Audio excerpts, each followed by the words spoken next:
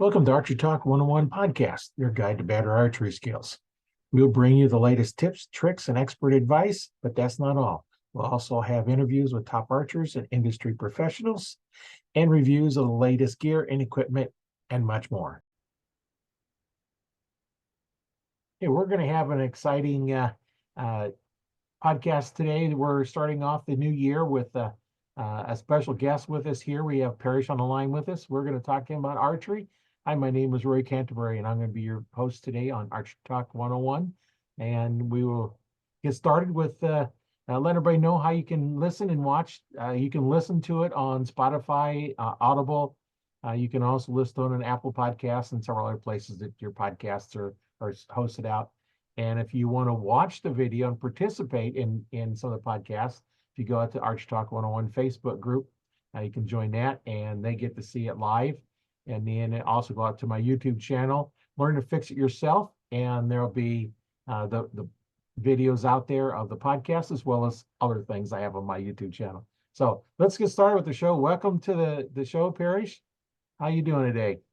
Pretty good. How about yourself? Doing good. It's always a good day when you can talk archery. Oh yeah. So You got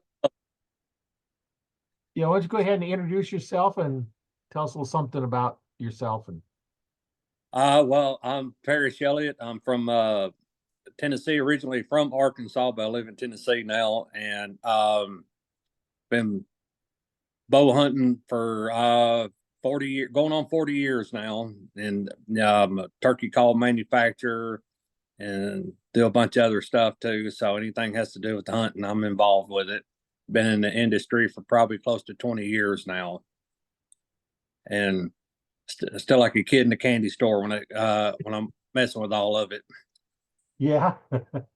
I can see that as it's always fun when you can work on different things in archery. I know I had an archery store for a while, and it was fun working on bows and teaching people how to shoot, and it just kind of fun when you can do this stuff and be outside and especially Oh when you yeah, see how somebody improves when they're using your stuff. And oh yeah. I mean, I shot competitive archery for about 15 years, and now I just my competitive side of it's still bow hunting, so can't get enough of it. so you said you're a turkey call manufacturer. If they wanted to get a hold of you, how would they do that? They can shoot me an email, or they could just hit me up on Facebook. Okay. And it's I know turkey season is coming around. I know that's about the time of the year I lose my mind waiting to hear a turkey gobble, or uh, getting to see one in front of the gun barrel or anything like that. So I get more enjoyment out of calling them up for other people than I do getting to bust their necks with myself. So Yeah. it's just a great sight to see it happen. Get to see them do all the strutting and everything. So that's between that and bow hunting. That's just my poor wife. She's a hunter's widow. Yeah. Get her out there with you. Yeah, she's been a few times. Getting up that early in the morning ain't her cup of tea. Oh, yeah. So, but other than that, I mean, it's been a big passion of mine for a long time. My brother got me started turkey hunting in 1984, and that was like the drug bit me, and I can't let go of it. Yeah, you kind of get there and that's why I like doing the podcast because I get to talk to all these interesting people and see what they're doing and yeah, I'm just kind of looking. I got a few of your I brought up your Facebook page, so I take a look at some of your calls. Go ahead and I'm going to go ahead and share the screen, and then you can kind of tell us a little bit about some of these calls. Okay. Yeah, it's just there's no telling what I'll build half the time. So I mean, There we all go. that with our scent elimination side and everything. Yeah, that's our logo from Deception Outdoor Group, from our scent elimination side there. Oh yeah. That yeah, that's the Phantom. That's a glass over aluminum right there with the ambrosia pot. Oh, that's cool. For those watching, you're going to have to get out and check out his Facebook page and take a look at some of these pictures. So it's there's where I had the opportunity to build the 50th anniversary pot call for the NWTF last year. So our the vice president of the company, Chris Barnett, and I really had a blast coming up with that whole idea on that. So, and it went real well. I mean, they went for a lot of money at the convention. Oh yeah, it did kind of describe it. It's got, big 50 in letters and then what looks like a turkey on the side of it. And Yeah, that's the NWTF's new logo. oh yeah. That is glass over acrylic. So, and a lot of people has asked what the call sounds like with the acrylic, and it is a very high pitched sound call. I mean, it sounds great. It's just if you're in a windy day, that is a good call to have. Oh yeah, because that high pitch will kind of go through the wind a little bit better than the low pitch ones. Yeah, instead of using a box call, you can use that right there. I'm not a big box call fan, so but that call was really a great deal. There's a buck I killed last year. He the only reason why you see it like that, he only broke the other side off Oh because yeah. when he come up, that was the only side I see, and I knew. I said, "Man, he looks good." And when I got down to him, I'm like, "Oh crap, he didn't have the other side." So it was a big 5-pointer. Yeah, it would have been So a nice one other than that. yeah, and there was our backboard there for the NWTF convention. That you get to see the whole call there. So it was a great honor for us to be able to do that. And like I Yeah, said, that would I be.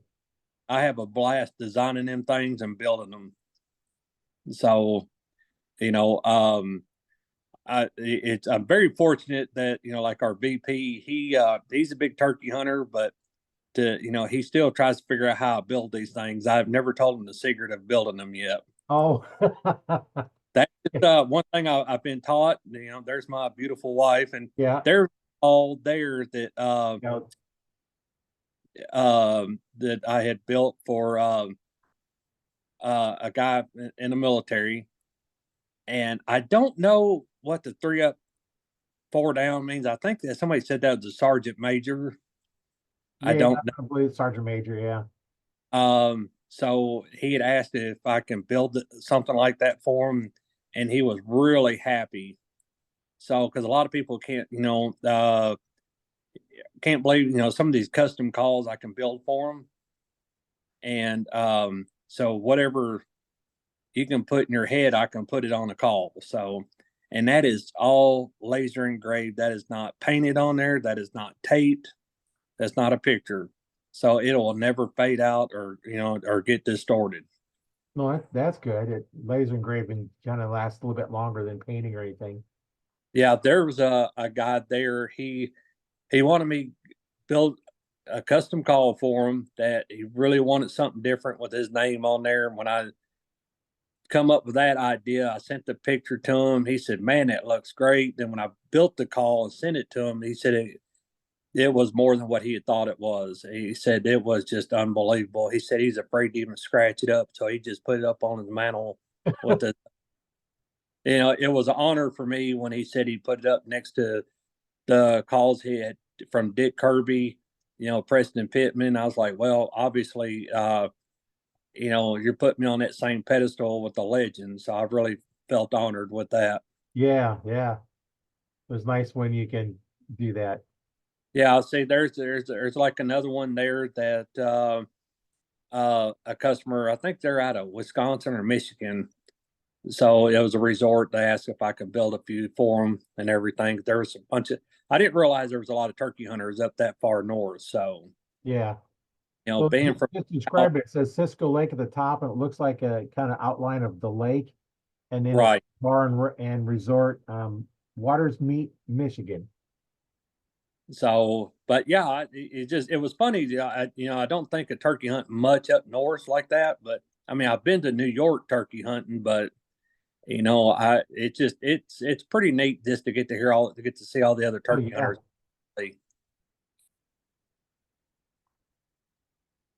And that there is a picture of my brother who I lost a couple years ago, the one that got me into turkey hunting. Um, that sits on my mantle at the house. So that was our last picture together off a turkey I'd killed. So I thought I Good way to wanted something. remember him. Yeah, it's a great. I actually built a mouth call that I named after him. That was end up being our number one selling mouth call. Oh, that's cool. Pretty cool. So yeah, now here's that call right there was built out of a joke. Oh, yeah.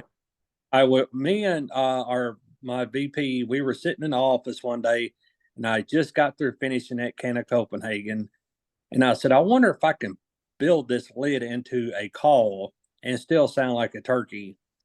So I got to jacking around, built it. Once it got dried, I had scratched it up, and I think I called in like 7 or 8 birds that got shot with it, and I was like, wow, it was a very raspy call, it's sharp, and so I started building a bunch of them, and people were buying them up left and right because they're so different in everything. So, and I knew, somebody asked if I had certain ones. I said, no. I said, I'm a Copenhagen man. So people started sending me their lids in. I would build the call with their. So like I said, it was a joke, but I didn't realize that it would be that good of a call. Yeah. Some people, what's under the lid? And I say, well, I can't give all my secrets out. Right. So I'm still building them to this day. Oh, yeah. Yeah, that to describe it, it's got great big letters 200 in an 1822 to 2022. Yeah, that was their anniversary lid. Yeah, and it's Copenhagen and long cut anniversary lid, and below it in black is warning: smokeless tobacco is addictive. Yeah, that came from the can that I had just finished, and of course it's in an ambrosia maple pot. So, Pretty like cool. I said, I have fun designing these things and building them, and of course, if people ask if they can do certain things, I said, man, just give me your idea and I'll put it down, and I can make Yeah, it happen. that's pretty cool. Now, though, that one there is for the PBR professional bull riders. That was their team. That there was a big bull riding they had up, I believe, in Kansas City this past summer. So I had to build some for them. It was pretty neat getting to do that. Yeah, this one has great big outlaw in the middle in kind of a script looking letters, and then underneath it says days, and then 2022 across the top, and the bottom it says champion. So yeah, Yeah, those are kind of cool when you can build stuff like that. yeah. So it's all laser engraved, and that there is a picture of my buddy of mine. He is I believe, a 10-time world champion turkey caller named Don Chip. That's him and his granddaughter with her turkey. Oh yeah, So little picture looks like a little picture, and now is that a picture, or did you laser engrave that into it? that is a picture that it was caught when the way our laser engraver works. I could take that picture and program it in the computer, and then it transfers it straight over there. Oh, okay. So it's like I said, it's 1,000 different things I can do, uh, for them custom turkey calls, because we get a lot of orders for stuff like that. So which is pretty neat. Yeah, nice. You can take a picture and then have it laser engraved in your turkey call, and that's pretty cool that you can do that. Oh yeah. Yeah, and that's for a hunting outfitter up in northern Missouri. A good friend of mine up there. I'll go up there turkey hunt sometimes. So he had needed some for his customers that wanted some. So and like I said, all I need is a picture or whatever, your idea. And it's amazing because there's not a lot of people out there that does this. No, I haven't seen any calls where they custom doing laser engrave them and like this. This is the first time I've seen anything like this. So yeah, it is kind of unique. Yeah, like I said, I have fun with it. It's like a kid, getting a brand new toy for Christmas. All he wants to do is play with it, and that's my little girl there, my youngest daughter with one of her deer. Oh, cool. So yeah, it's I couldn't leave her out. Of course, she got been out of shape if I wouldn't have made her one. So Oh yeah. How old is she? she's 9 now. Oh, Yeah, I got a house full of girls. Of course, one's married off, one's in college, and she's the last one left at the house. And but she's the one out of all my girls. She's the one that likes to go hunting. well, that's good. It's nice to be able to go out with her and do some hunting. Yeah, so that there, I believe that's a hunting resort somewhere. I don't know. I just know people just call in, ask for these to be done. Yeah. Dunaway Hunting and Fishing Club. Yeah, I don't know where it's at, but hey, Yeah, like I said, I mean that's just some of the stuff if I get to do. I mean, I think I did so many NWTF chapters last year. There was one call, I know we were there for it in Knoxville, Tennessee. oh yeah. The call went for $3,000. So Yeah, and that's a chunk of change for a call. yeah, since he spent that much, I offered to take him turkey hunting. So he's gonna come down turkey hunt with me this year. Oh, that's pretty nice. So Yeah, have I had. money and Well, get I turkey. figure if you're gonna spend that much money, you got to at least do something else for him. Yeah, yeah. This new turkey organization, Turkeys for Tomorrow. They asked me to build 100 calls last year for them and get them all numbered. I think they sold out of them in like 17 hours. Oh, that's pretty quick. Yeah, so but I've been building calls since 1991. So, but I was doing it for private label companies, and finally just said to heck with it, start putting my name on them instead of somebody else's. Yeah. So, and it's a lot of fun. I enjoy it. It's a lot. I can't tell nobody how I do them because I just don't want somebody to take my secrets on how I do them.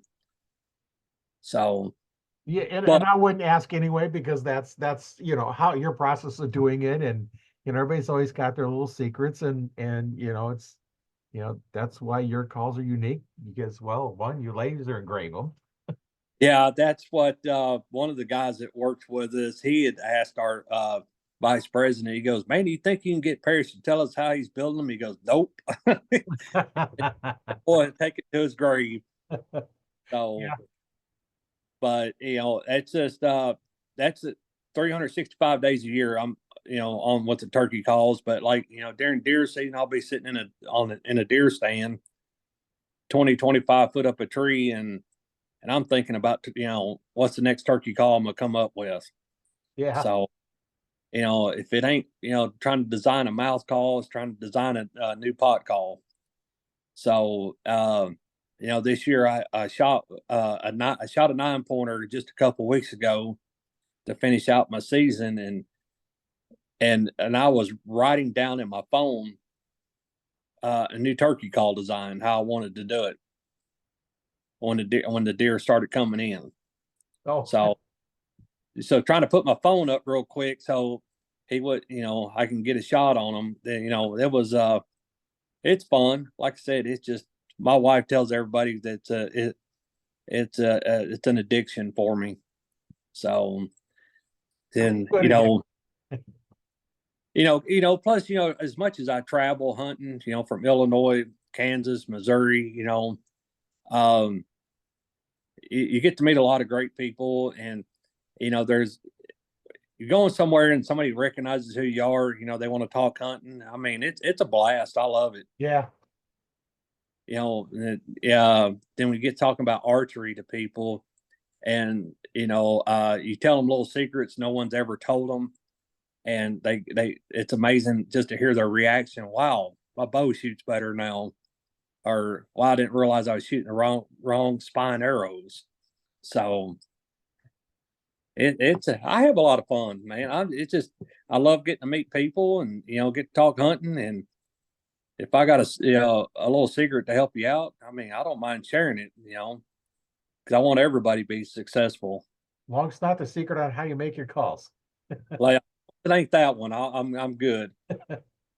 It's like with our scent elimination, people just it's all new to the market, and once they're trying it out, they see how great it is, and they're like, "Man, what took y'all so long to come out with this?" Well, it's a lot of trial and error, So, but it's a wonderful deal just to have. You just get out there, not only hunt, but you get to meet some of the finest people this country has to offer. So, Yeah.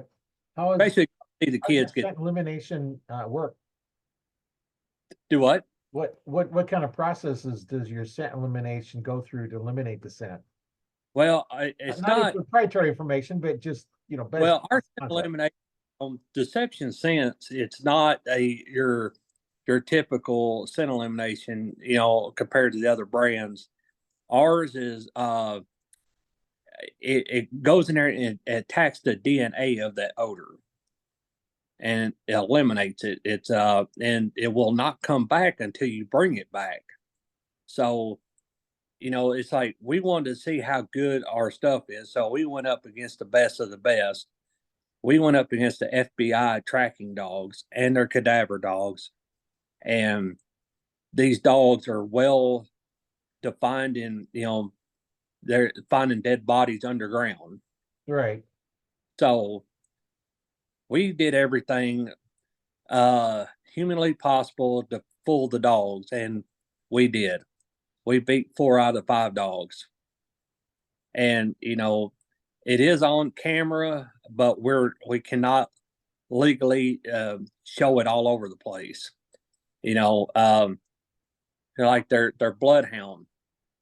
The bloodhound could not pick up the odor, could not pick up our runner's scent, and he actually went past our guide. He was 10 foot off the ground. Never found him. And the trainers, they were just dumbfounded. And of course, they're all deer hunters, and they wanted a bottle right then. Oh yeah. So we put our stuff through a lot of tests, and the one thing we tell everybody about it is we don't cover up your odor, we kill it. So, and it won't come back until you bring it back. It's like there was a lady, she left, I think it was 40 something pounds of shrimp in the trunk of her car in New Orleans. And the insurance was going to total the car out because they couldn't get the odor out. They used an ozone machine for a week, couldn't do it. So we said, here, let us try it. In 24 hours of us activating our stuff in there, you couldn't tell a shrimp was ever in there. And then the smell never came back. And every bit of this stuff is organic. So we're trying to do everything we can to help that fellow hunter out, so the deer can't detect them in the woods. And so far, we have been very successful at it, and the customers are just raving over it. And that's, we're getting ready for the ATA show next week, so we're really excited about that. Yeah. How would they get a hold of you if they wanted to get some of that?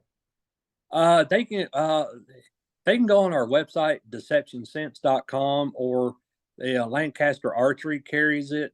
Shield Sporting Goods carries it. Amazon has it.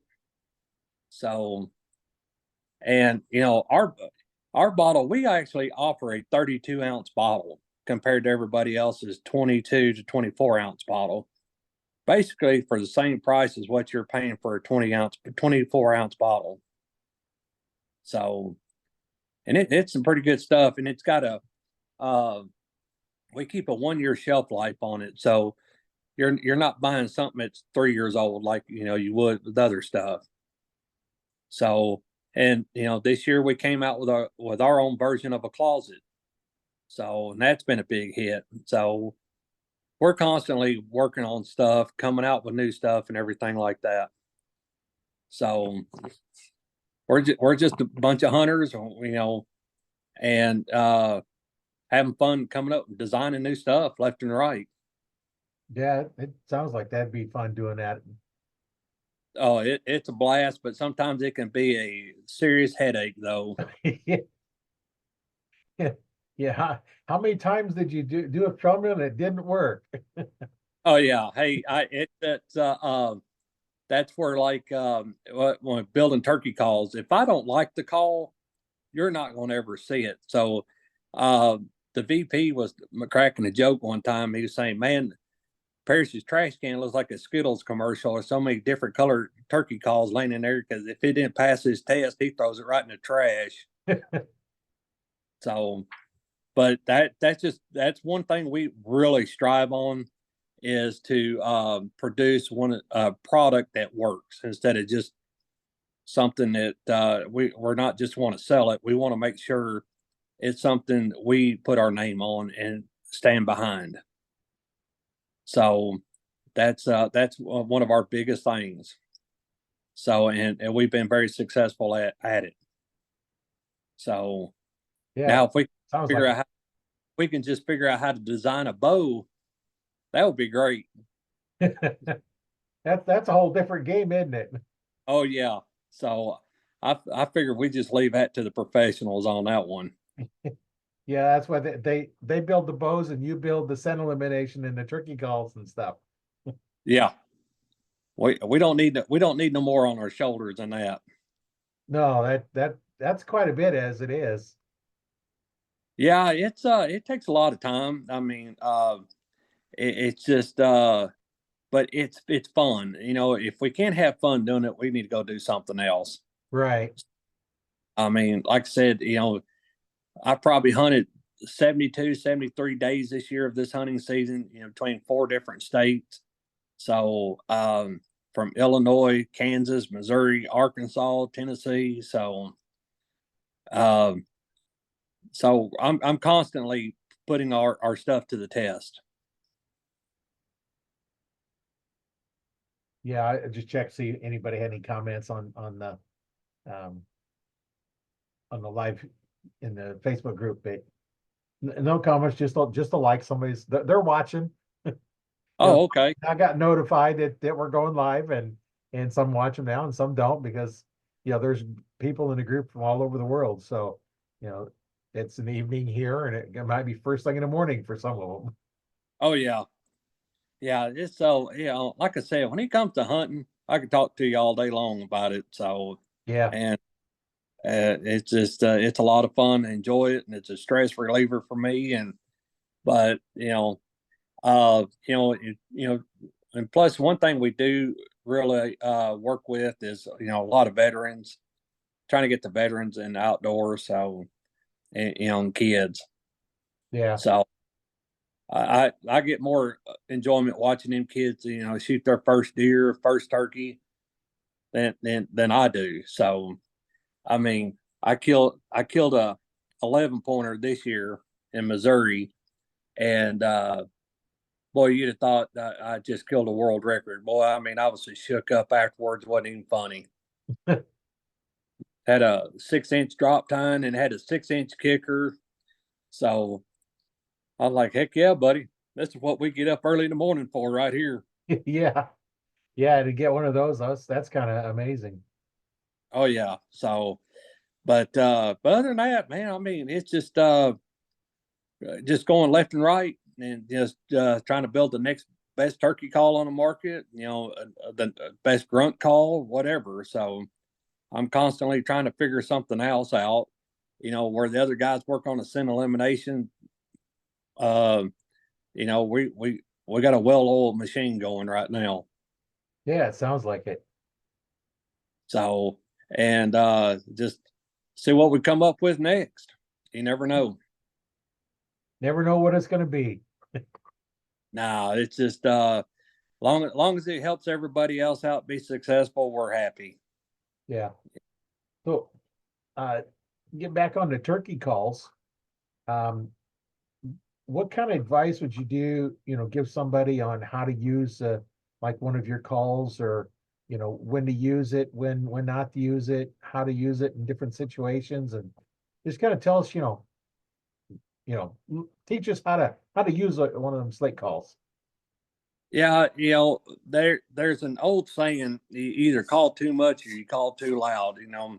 That's been one of the biggest sayings far back as I can remember.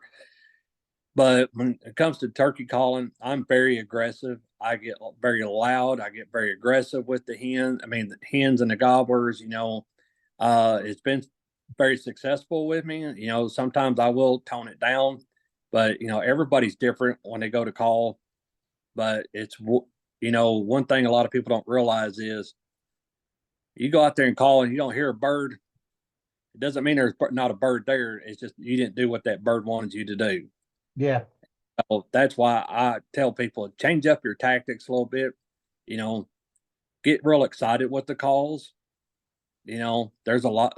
Turkeys love excited hens, and at least out where I hunt.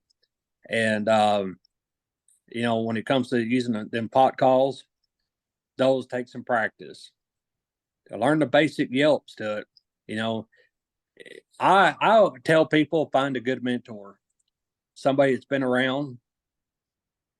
Just learn them. And if you can hear live turkeys, that is your best teacher. Mimic what the turkeys are doing. So if a hen's got a real coarse yelp, do what she does. That's the best way to learn how to use these calls.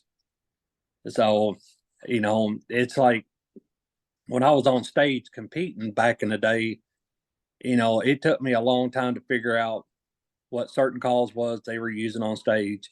But then after a while, I realized calling a judge is not like calling the turkey up. So that's why I say the greatest judge out there is the actual wild turkey. So, Yeah. I'm not always successful when I'm in the woods, but I give it everything I got. And so, that's why I change up my tactics a lot. So if it's not if my normal way is not working, I'm changing it up, try something else. So that's why I tell everybody, just change it up. You never know. Yeah. Do you have a call handy? You can kind of No, I wish I had one handy. I'm actually in West Texas right now. So Oh, okay. yeah, so if I did, I would demonstrate one right now, but I don't. I usually carry a mouth call everywhere I go because you never know who I run into. But I don't. I feel guilty because I don't have one right now. So, but yeah, we are in the process of putting out sound files of every one of these calls. So Oh, that'd be cool. yeah, so that way you can hear it and everything like that. So and so you can kind of see what the calls sound like, what you can and cannot do on the call. So I try, when I build the mouth calls, I make them to where I call them idiot proof, Right. and to where everybody can use it. So I don't build competition calls like a lot of companies do. I build killing calls. Yeah. So Well, that's why most of us are getting the calls. We're not yeah, call a judge, right? Call a bird. yeah. So it's we've been to a lot of shows, and that was a lot of the comments we were getting that these calls are easy to use, and they're the average Joe that has never really been able to use a mouth call can actually use these. So, and that of course that's what I was striving for. So, and it's really great to hear that people are able to use these calls real good that was never able to use a mouth call. So, we've got one guy works with us that never able to use a mouth call, but in 5 minutes he was yelping perfectly. Oh, that's good. Yeah, it's just you just got to try it. So we came out. I built the call in 2020, and I couldn't figure out a name for it. And when the pandemic hit, I said, you know what, I'm gonna call it COVID-19. And that was a big selling turkey call because everybody said it sounded great. It's real easy to use. But we had some people wouldn't touch that call just because of the name on it. Yeah. 9 out of 10 people loved the name of it, but we had a few flaws on that. People complained about it, so we just changed the name of it. So, I mean, it's the same call, we just changed the name. And when I come up with these crazy names, I kind of think outside the box. Something of my wilder days, like that we changed the name to Closing Time. So, somebody at the show asked, why did you call it the Closing Time? I said, well, back in the day, some guy bid a bar or something, it's closing time, and that's, guess who you're going home with. Yeah. It was just little things like that, just try to, catch people's, ideas, see what they think about them and stuff like that. Because, how like commercials, you'll remember the stupid commercials more than you will remember the good commercials. So yeah, you that's do. why I come up with some crazy names like that. So, It but keeps it that, fun, it doesn't make it boring. no, it definitely does not make it boring. It's a lot of fun. I mean, I'm working on one right now called Magic Mouth. So, because I'm always coming up with something crazy. So then we just like I said, I got a bunch of stuff I'm coming up with now. So hopefully get it released here pretty soon. Yeah, and so that we get together and you can demonstrate some of your calls and just have a big um event where we show the different calls and get on here, Yeah, listen we to might them. we might have to do that when I'm sitting at my desk when I'm sitting there building the calls, so people can see it fresh off the press and me. Oh yeah. So and but that would be pretty neat just for people to see how it's done and everything. Yeah, that'd be really good. I'd like to get that scheduled in when you get a time, get together and we'll just do a thing where you're making your calls, not showing, the whole process because we don't want to watch the whole process, but just little things and demonstrate how each call works. I know each call is going to sound a little differently depending on how it's made. Right. I used to do duck calls and deer calls, and the duck calls I use the same reed in every one of them, exact same reed, and each call would sound differently. You'd have one that you could do a great hail call. You could just blow as hard as you wanted, it'd work just fine, but you couldn't do a feeder call. Right. And then I had other ones, you could do great feeder calls, but don't try and do a hail call with it because it just craps out. Oh yeah. Same reed. I spent a many days in flooded timber in Arkansas blowing duck calls. I mean, I know exactly what you're saying on that. But it's just got because since deer season's over with, I'm already thinking about turkey season. So I just pretty much not even duck hunt hardly anymore like I used to. So, but it's fun. I enjoy duck hunting when they're ducks, but sitting there all day long in a bluebird sky, nothing happening, it gets kind of boring. Yeah. Well, and around here it seems like, Nebraska, it's that the ducks aren't flying yet. And then all of a sudden it gets really cold. season's over, they move one day, you need anti-aircraft to get to them, and they're gone. Yeah. I've had So, that many times up here. but yeah, but other than that, I just, I love having idea where I can try to call an animal in. I really enjoy doing that. So, that's just what keeps me going, trying to design new calls and, hopefully be successful at it. Yeah, that's always a lot of fun. So, on your well, we can deer hunting. What's been your most memorable hunt out deer hunting? My most memorable one, I would have to say, I remember November 11th, it was Veterans Day, and I think it was 2015 or 2016. Um, I got a picture on my trail camera 4 or 5 days prior to that November 11th of a big 10 pointer. And so I got up in my stand that morning, and I was hunting right next to I-40. It's very loud. You couldn't hear deer walking, because of the interstate. Yeah.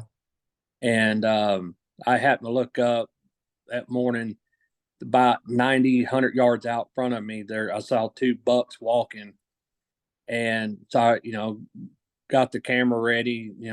Picked up my bow, and they usually would walk down a logging road, which would be right in front of me. And about 5 minutes later, I was just trying to figure out where the deer went. Something caught a glimpse to my left, and I just barely turned my head to the sharp left, and they were below me. Hmm.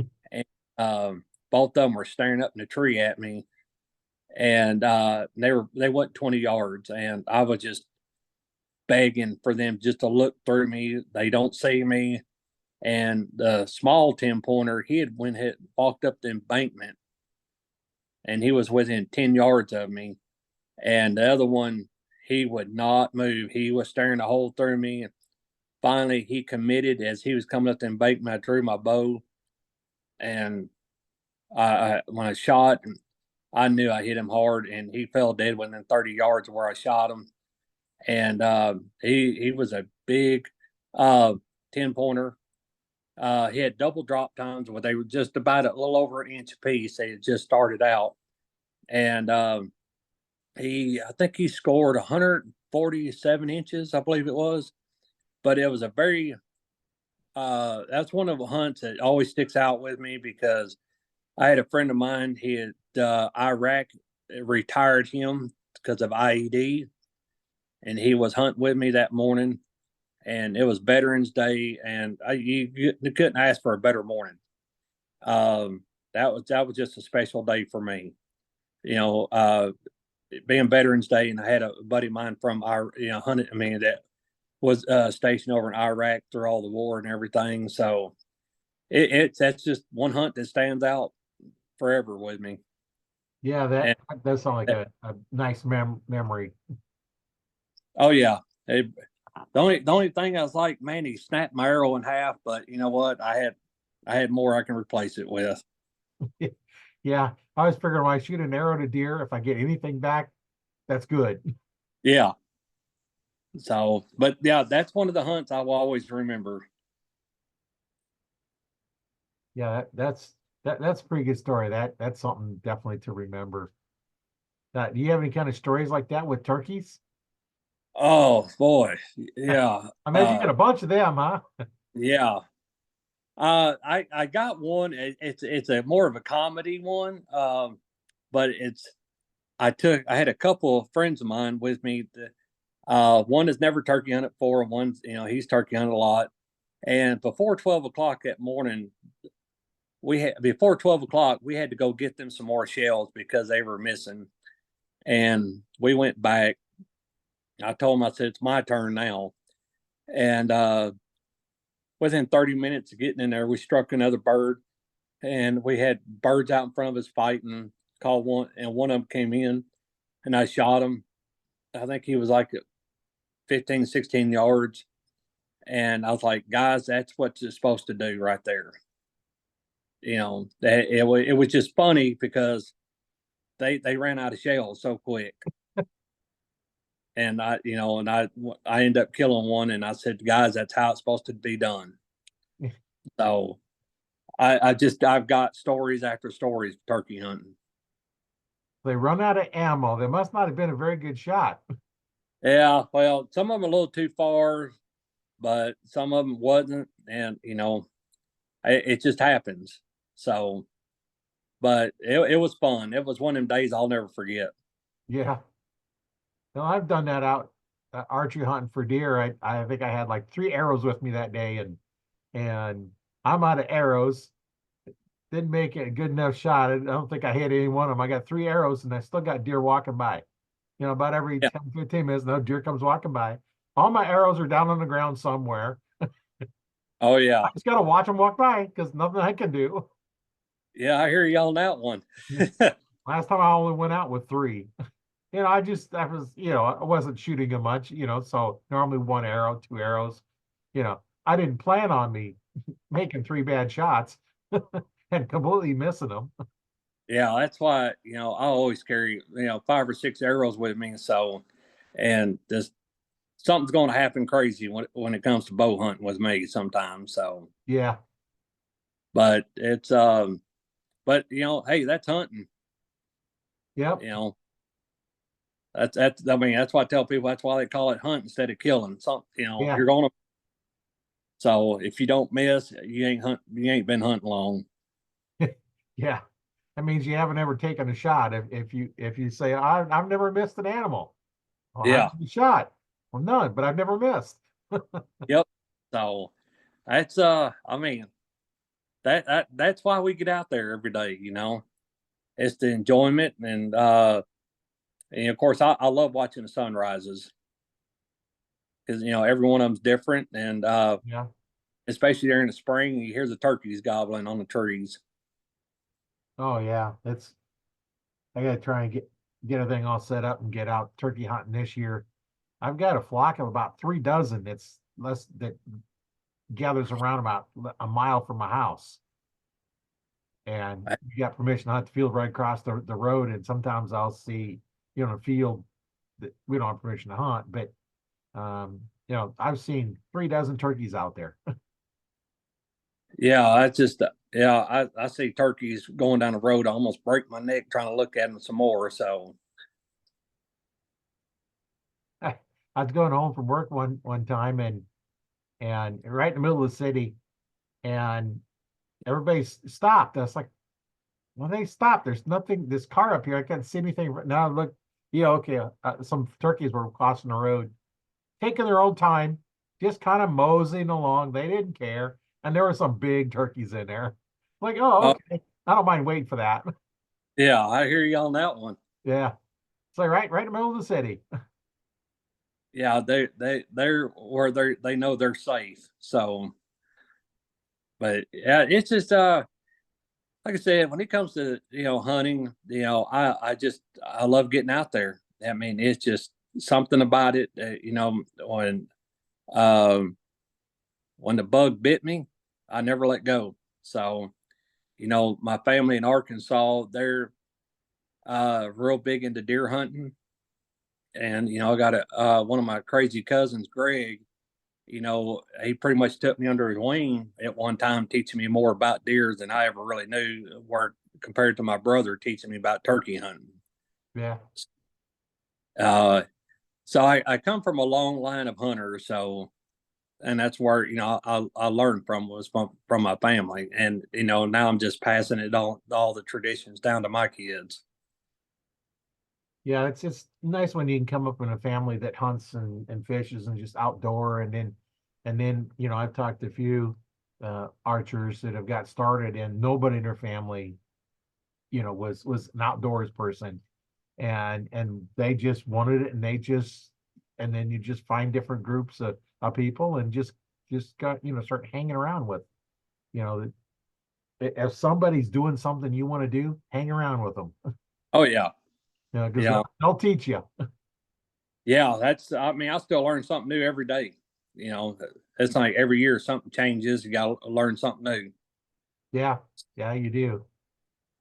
And So, but other than that, man, it's just we're definitely gonna have to do this again when I'm sitting at my desk and building these yeah, turkey. yeah, that'd be a great one.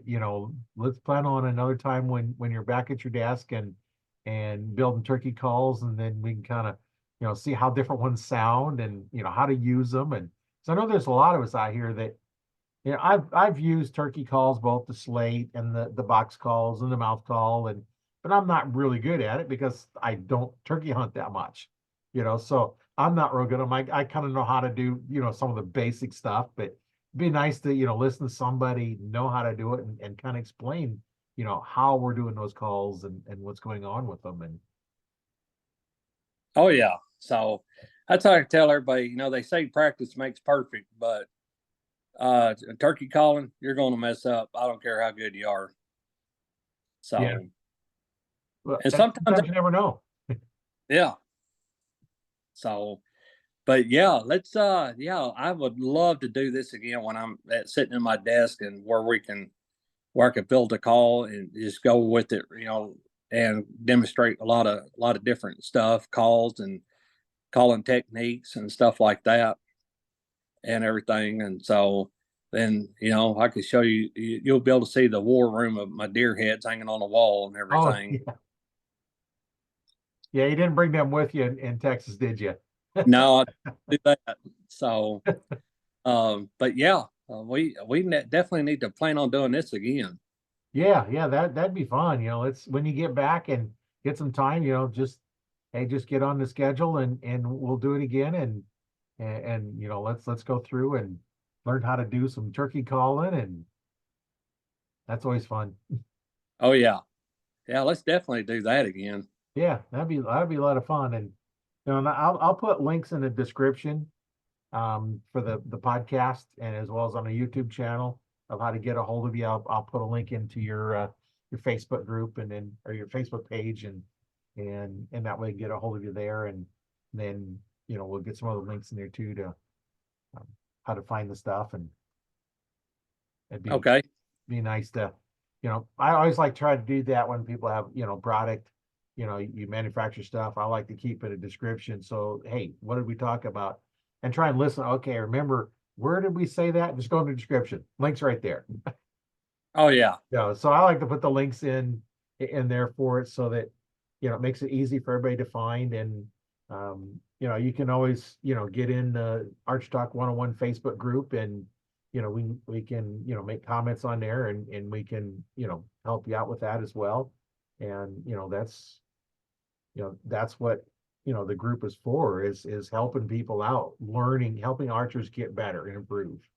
um, Oh yeah. we don't Yeah. allow links to selling stuff in the group because that's not what type of this group is. It's more learning. It's a learning group, and um, so that way I don't have to worry about everybody trying to sell stuff. Oh yeah. I agree with you there. So, but yeah, yeah, let's definitely do this again. And I will, as soon as I get back home, I'll look at my schedule and let you know. Okay. And then we can set something up and, especially before turkey season gets here. So, Oh yeah, it's coming up here pretty soon. I think here in Nebraska ours starts sometime in March. I forget what day. So yeah, that's getting close. oh yeah. Yeah, I'll be getting geared up pretty hot and heavy here in about another week or so, building calls left and right. So I've already started, but uh when I get back home I'll be really rolling. So Yeah. and but yes, let's do this and where people can sit there and watch and see everything. Yeah, that'd be real informative, and I know I'm interested in that. How to make some of those things. Being a woodworker, myself, I like doing all those things, and I have a little mini lathe. I make, like I said earlier, make duck calls and deer calls, and I turn stuff on the lathe, and I know my first duck call took me about 6 hours to make. Because I didn't know what I was doing. I'm playing around, trying different stuff, and then now that, once I got going, I turn them around and then I stop, look at it. How's it want to be designed? I'm trying to make it, I want this design. And I turn it around and look at it. No, wood says, no, you're not making me that design. So, because you can shape them any way you want. And it's kind of weird how the different materials sound differently. So depending on how you're doing your wood, each wood's going to sound different, and then the shape Right. is different. Do you flare the ends out and all kinds of different stuff? It all changes the way it sounds, and it's amazing how you can, one little tweak will make the sound from the to really good, or from Yeah. really good to crappy.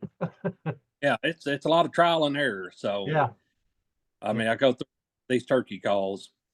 So it's, but once you see me making these things, you'll get a better perspective, what goes into it and everything like that.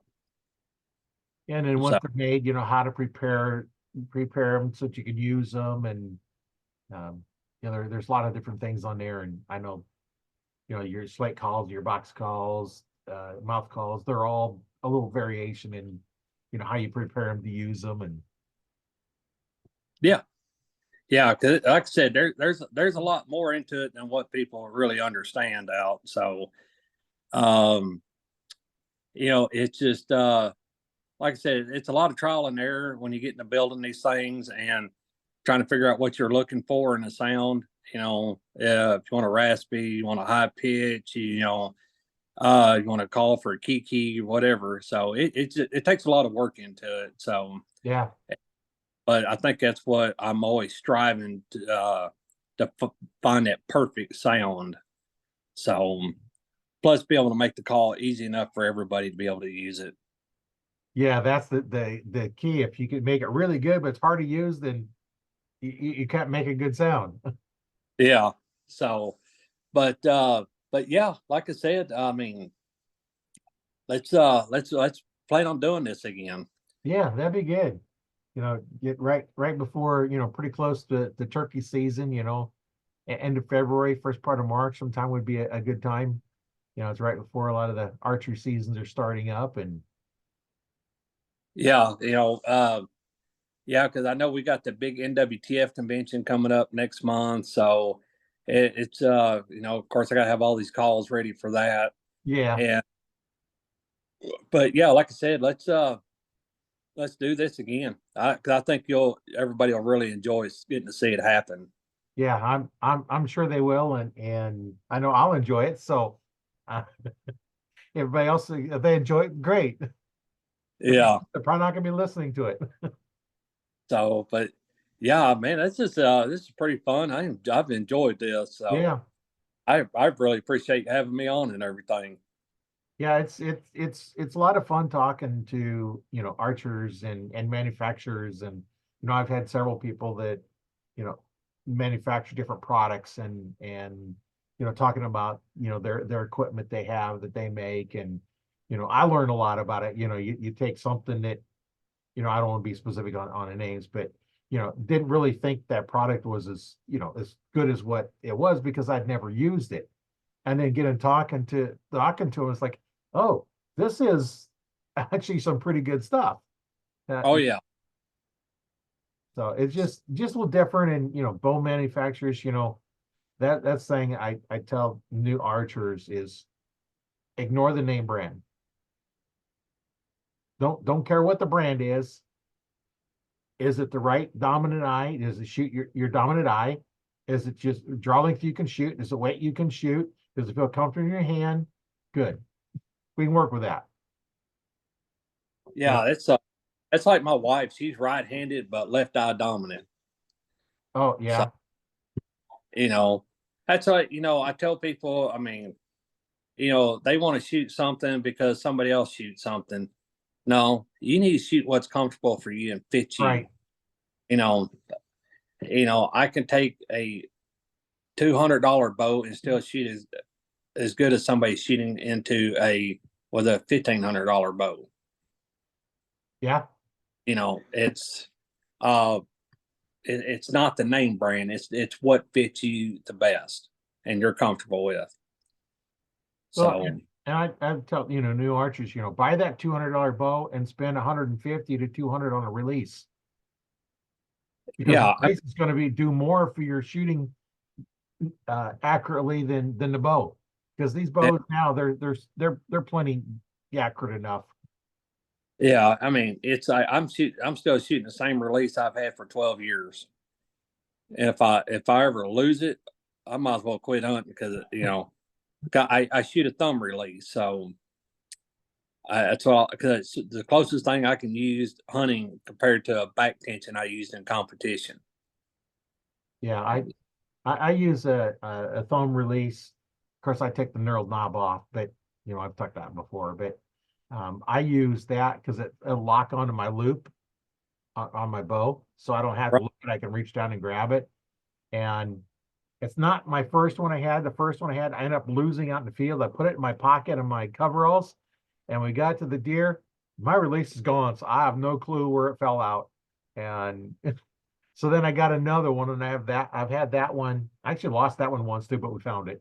I knew it was that because it right where we parked the truck, so I was able to find it. And I've had that one since 2003, I think. Right. A Carter Chocolate Addiction is what I shoot. I shoot the Carter Insatiable 3. Yeah, it's that. I was looking at your picture. It's like, oh, it looks like. Oh no, it zoomed in. It's like, no, it's Insatiable 3. It wasn't. It kind of looks like my Chocolate Addiction. Yeah. I love a Carter release.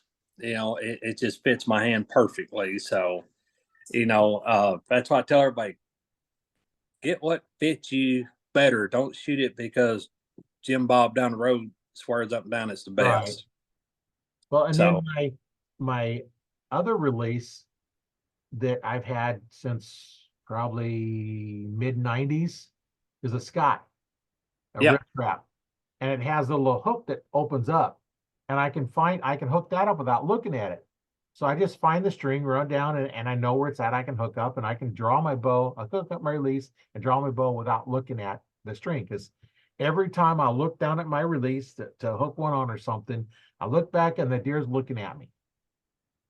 So I don't like that. I like to set up so I don't need to look anywhere to get whatever I need to do.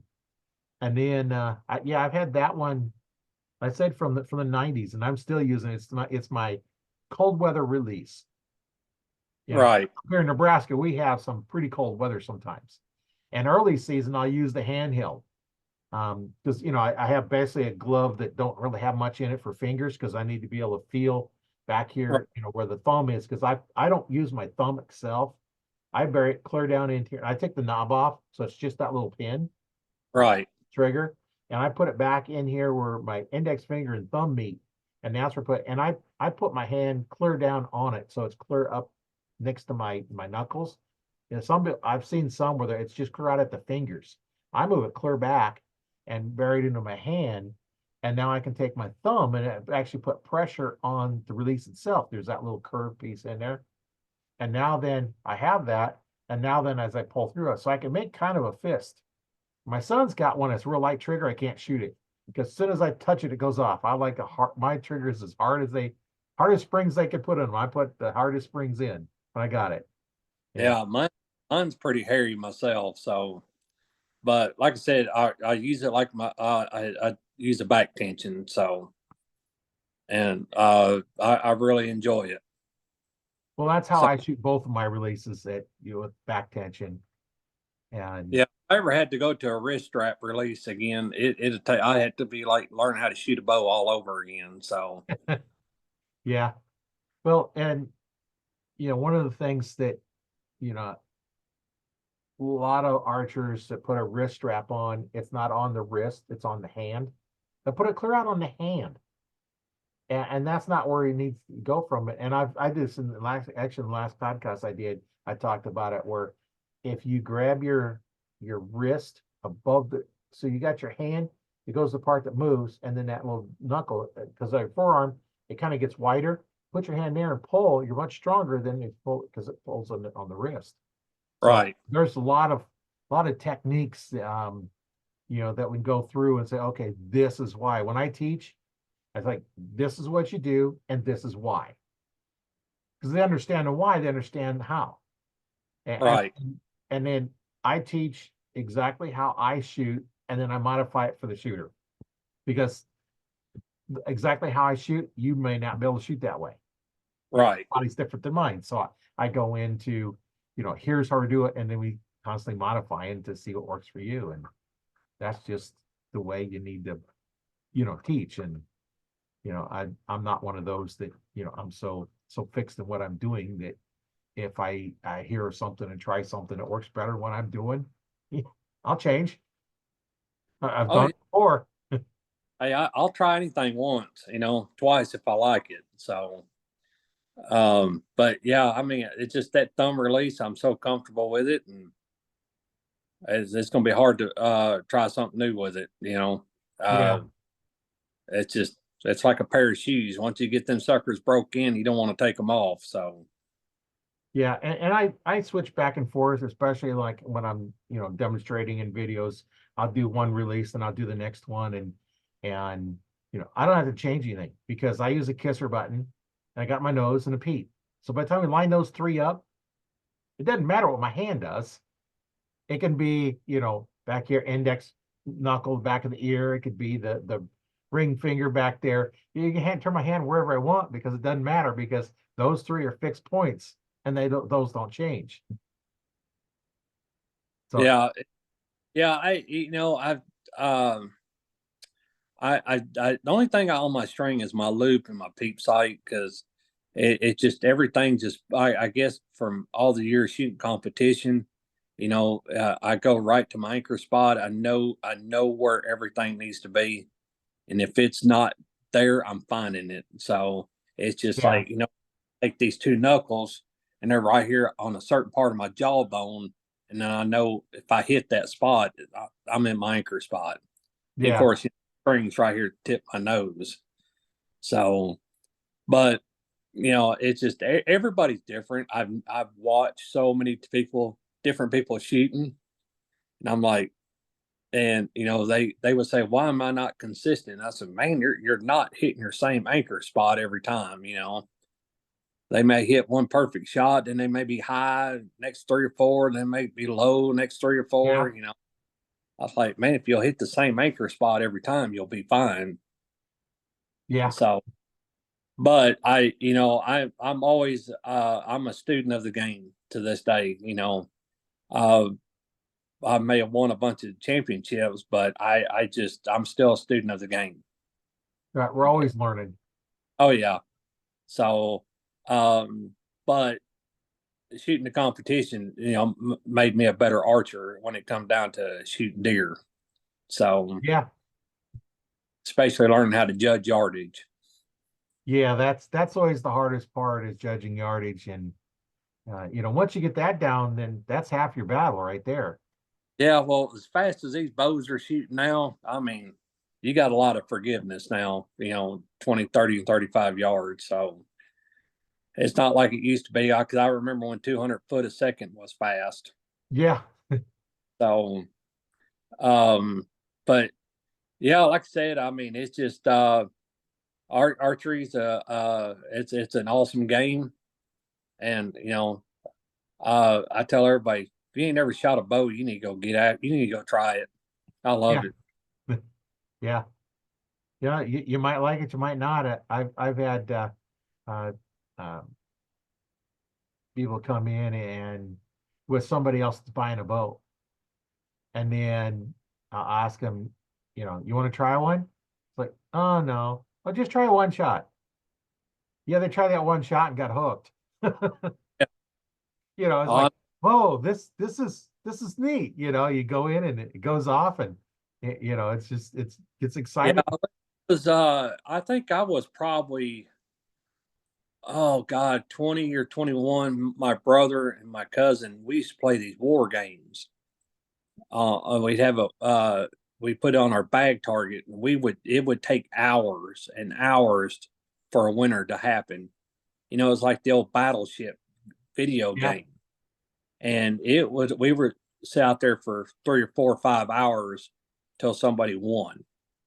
and it was they were so much better at shooting a bow than I was, but I was learning.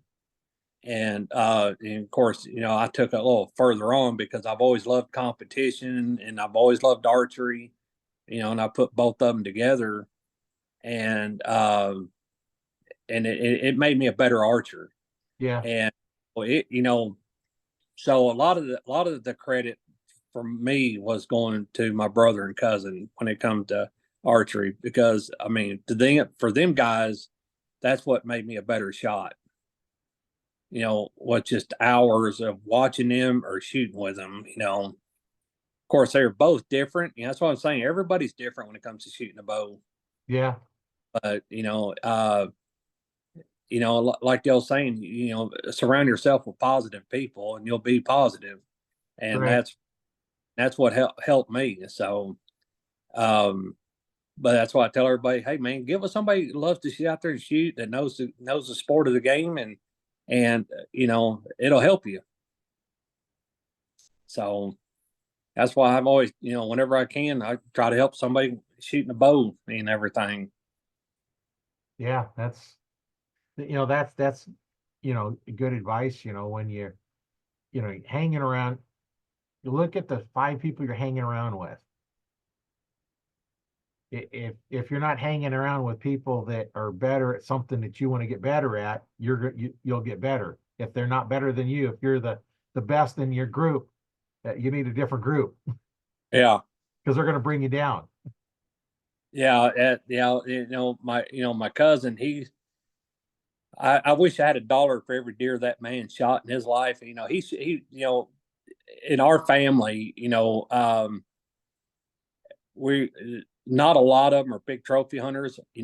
Our family eats so much deer meat, and so they're out deer hunting. And I was like, it is insane how many deer that man has killed. And I'm like, man, I'd like to try to catch up to that number, but I can't do it.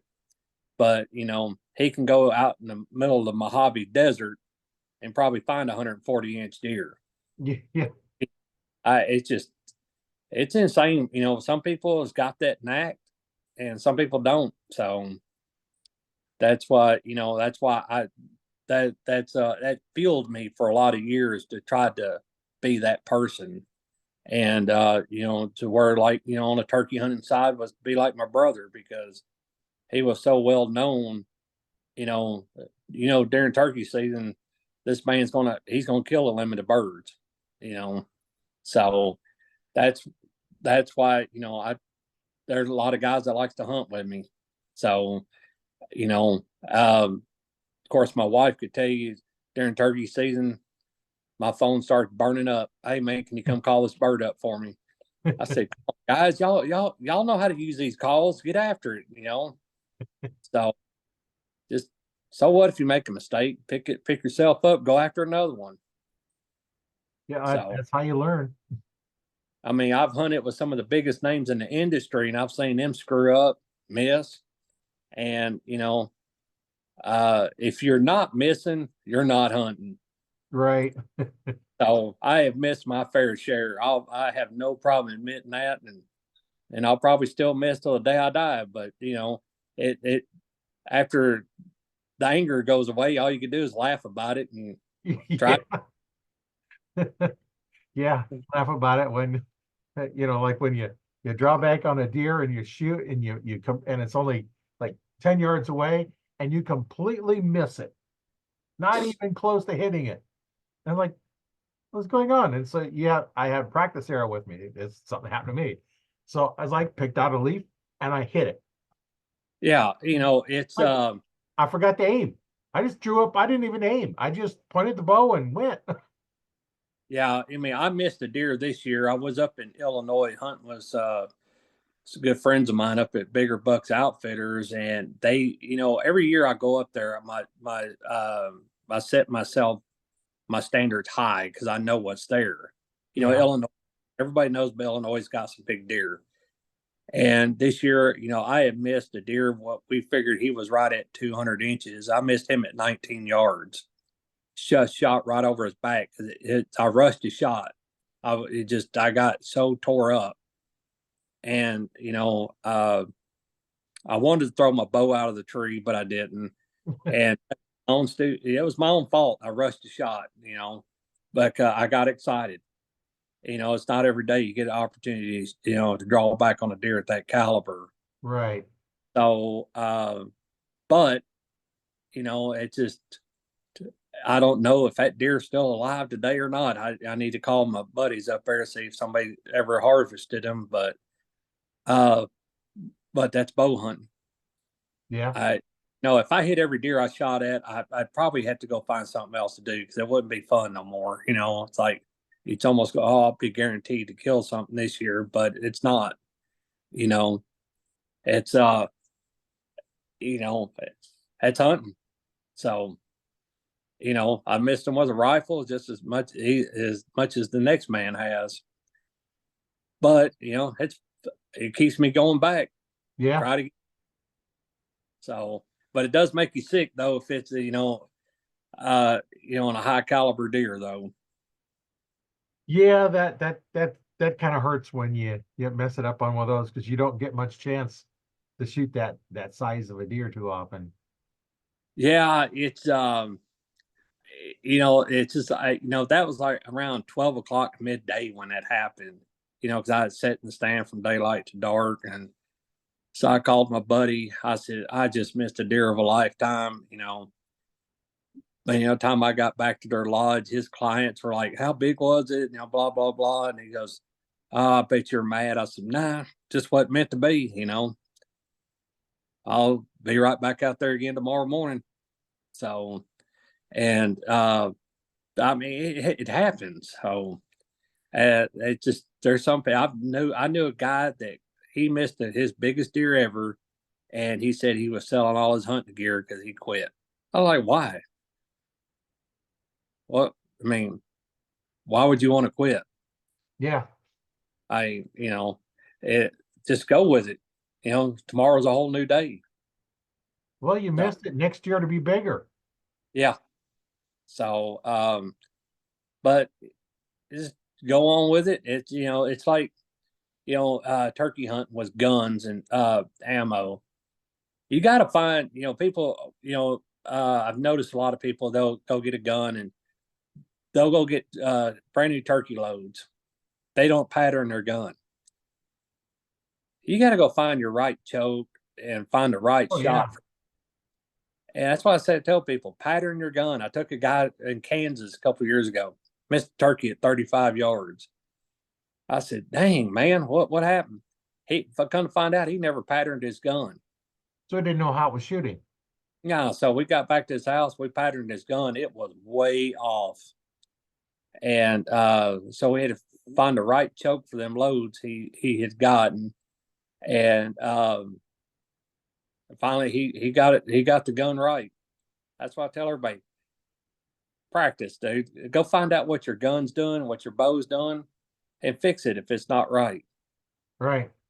So don't wait till the day of the season. So Well, and you gotta practice different yardages too, because how they work, when uh at 5 feet, if it's just 5 feet away from you, how do you shoot it?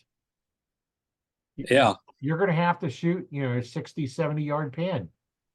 And that's what you need to know. At what range is how you're gonna have to shoot it, because it's gonna change. Now, yep, 10 yards to 20 yards, most bows you might have maybe an inch difference. But if you're looking at a turkey, you don't have much variation. oh no. So that's what I'm saying. Got practice. Know your equipment before you go. That's the biggest, takeaway that you need to get is practice, practice, practice, but practiced correctly. Yeah. You know, So that yeah, I told people. I've had some say, well, just practice more. Well, you're doing it wrong. Yeah, I told Practice people, more don't do any good. if you're out shooting your bow and you're not hitting that target where you need to, stop. Put your bow up, just practice yardage.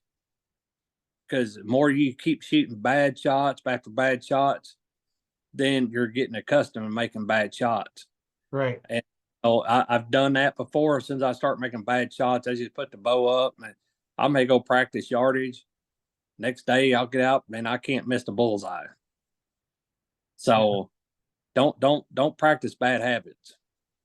Yeah, I went down to the range one time and shot 5 arrows and went home. Yeah. So It just, yeah, I'd looking forward to going down and I shot 5 arrows. It just wasn't working. And like, nope, going home. And I've talked to a few people that went home. You know, this is like 9, 10 o'clock at night, and it was busier than it is earlier in the night because everybody's going down after all the kids go to bed. oh yeah. That's why I had So kids at home.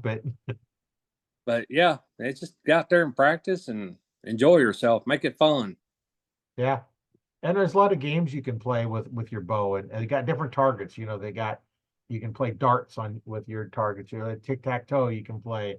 You know, there's um decks of cards out there. There's lots and lots of different games you can play. And the tic-tac-toe is kind of fun because you got your 5 arrows and you got your spots, and if you want a spot, you got to get closer to the center. So just you can play your game because those are what's a lot of fun, as well as shooting at animal targets, but the game targets are really cool to shoot at. Oh yeah. You can't never have that. You can never have enough on that one. You keep going. Yeah, those are a lot of fun. I've got several of those left from when I had the store, and I just kept all the targets because why not? Oh yeah. And so I got lots and lots of targets and lots and lots of arrows because I kept all the arrows that fit my bow. And Yeah. Yeah, we're definitely gonna have to do this again while I'm sitting at my desk and and you get to see everything. So this I don't always tell people I have the ultimate man cave, but uh my office is pretty special. yeah, well, hey, it's been great talking to you. Let's get this scheduled again and do it again, and um, a lot of good information and stuff I didn't realize. Like your scent control is actually modifies the DNA and goes away. That's pretty cool that it does that. And Yeah, it's some good stuff. So it's the feedback we get from all the hunters, it's been great. yeah.